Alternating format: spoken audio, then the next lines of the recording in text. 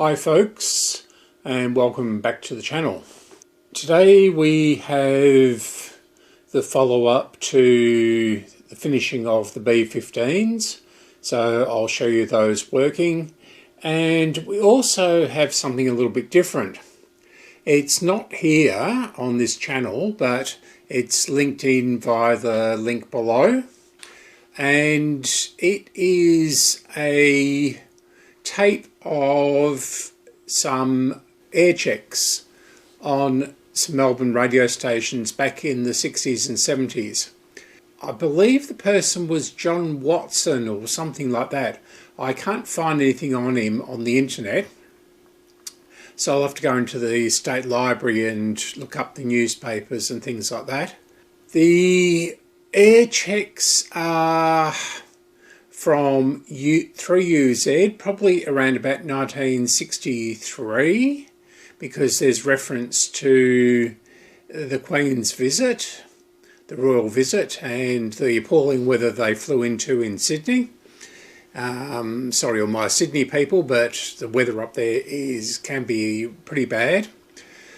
The middle section is from 3dB, which is a little bit better recorded, and it is from 1976 or something like that, or I believe, because he makes reference to a couple of songs being 15 years ago or 10 years ago, and I've worked out when they were released in Australia.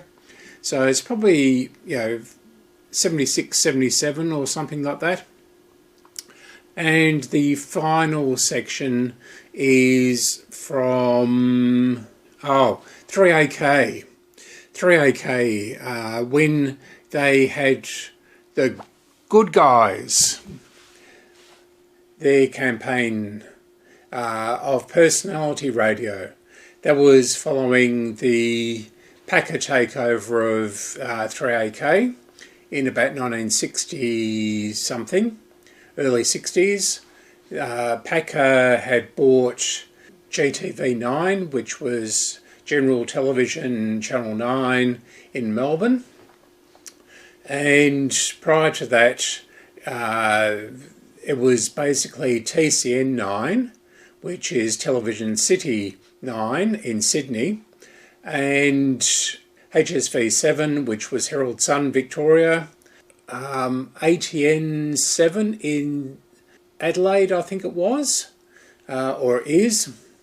And yes, so he bought Channel 9 down here and started to build the Channel 9 network.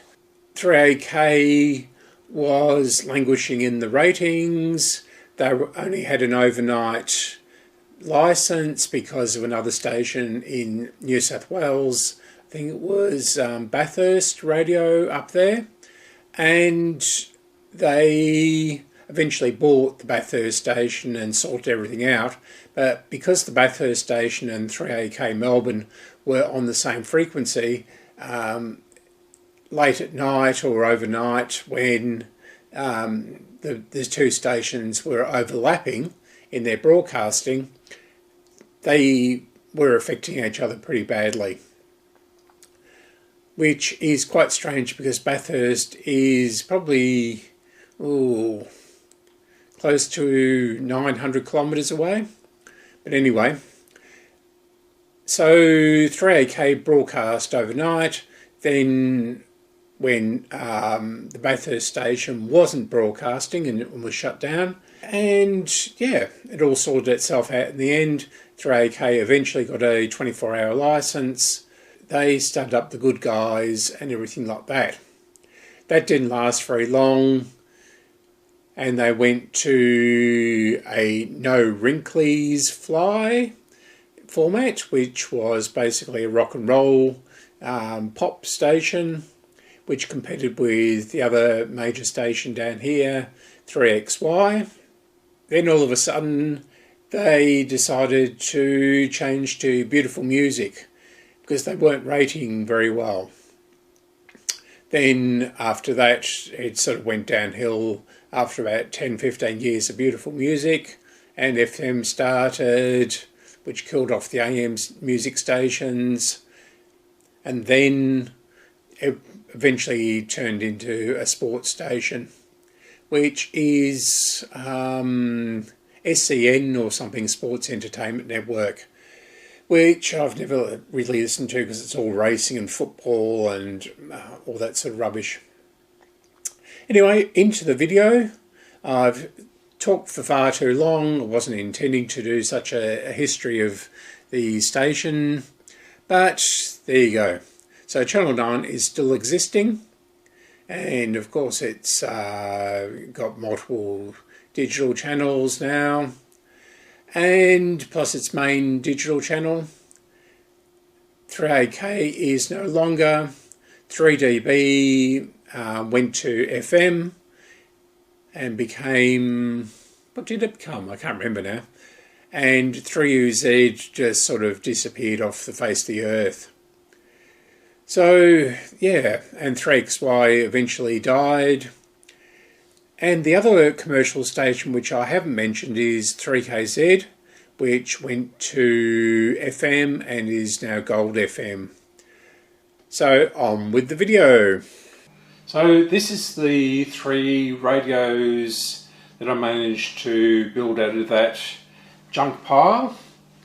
There's still 4 chassis that may be recoverable, and there's a couple of bits and pieces for the fronts and a pretty badly damaged back. This one is, I don't know, it's pretty yellow as you can see. It may retro bright, but I don't know. So I'm going to try and retro bright it the next couple of days because it's going to be 35 degrees. And yeah, so they're all switched on, they're all picking up much the same as you would expect. So this is the black one. Is at a record low. It comes after Governor Philip Lowe appeared before Senate estimates where he justified the RBA's decision to continue rate hikes.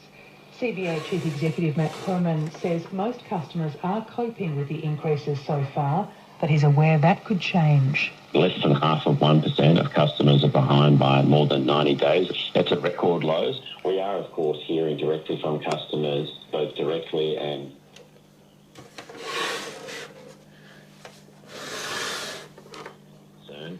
Recovery efforts are continuing in New Zealand after Cyclone Gabrielle caused havoc across the North Island, leaving at least 5 people dead and displacing thousands more. Gabrielle reached New Zealand on Sunday before making its way down the east coast of the North Island. It's cut off entire towns, washed away farms, bridges, livestock and inundated homes.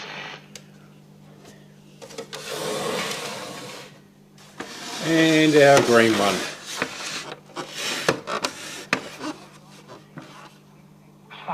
Survivors say memories of the ferocious blaze are still vivid.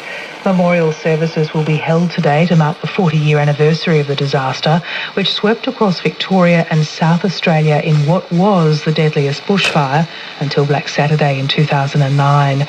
More than 3,000 properties were destroyed and 75 people lost their lives, including 47 in Victoria. Aries Inlet CFA volunteer Howard Hughes was working on the day.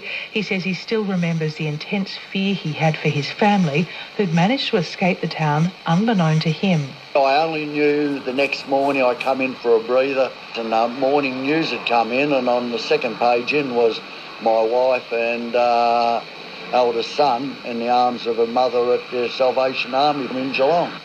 So they performed pretty well and they're all going to good homes. This one has the gold in perfect condition around it.